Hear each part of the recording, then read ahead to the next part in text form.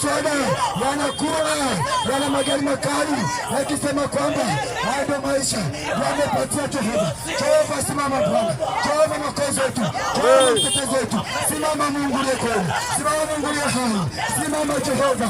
Ee Baba, ee Baba, ee Baba, ee Baba, simama Jehova, simama Jehova.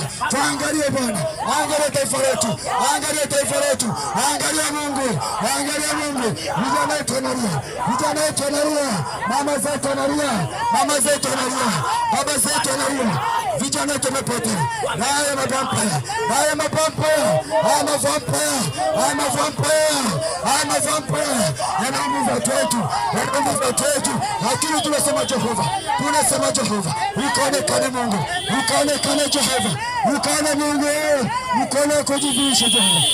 Haleluya, haleluya. Sasa haleluya, njiani mashetani ni watu wanaokaa wakijaribu kuumiza watu, kuua watu, na ndio wanaona kwamba watu wanauawa, lakini tunaona kawaida, tunaona kawaida, watu wanakula, wanakunywa. Lakini acha nikwambie kwamba Mungu alipomleta mwanadamu ana kusudi naye. Mwanadamu ni zaidi ya fedha, mwanadamu ni zaidi ya magorofa, mwanadamu ni zaidi ya magari, mwanadamu ni zaidi na hivyo unavyohangaika navyo, ni zaidi ya vyeo, ni zaidi ya urais.